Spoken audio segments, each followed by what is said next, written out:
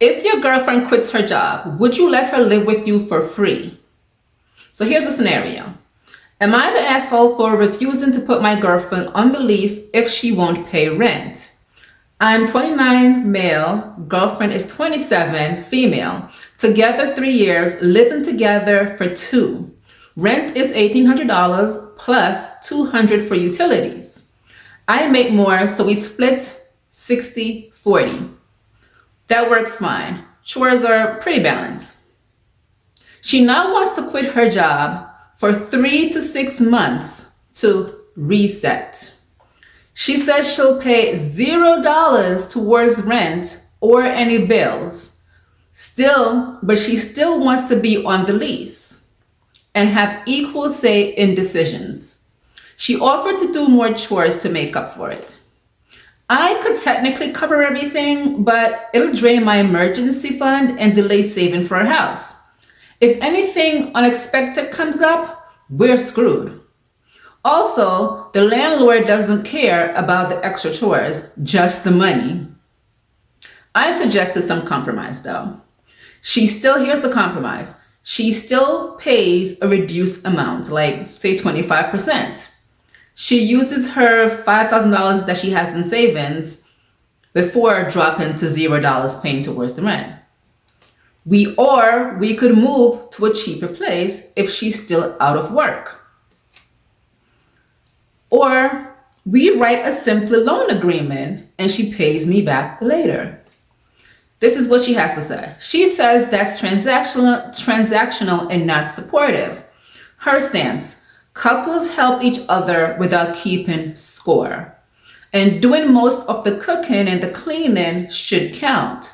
She told me if I loved her, I wouldn't make her pay to be there or pay to be here.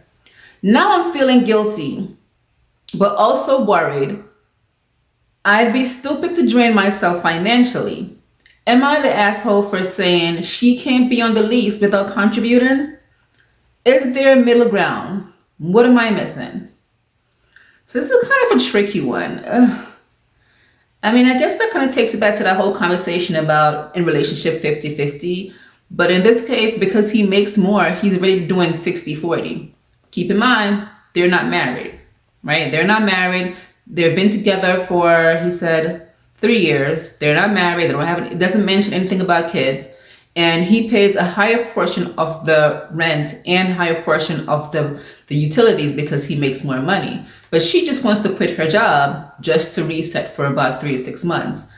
Not everyone has that luxury to just up and quit their job. And I think that's what she wants. And you have to look at it from his end. What if he wants to quit his job?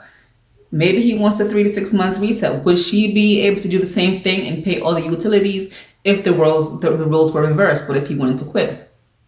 I don't know. I don't think she should quit her job because they're not married. She shouldn't expect him to fully, financially support her if they're not married.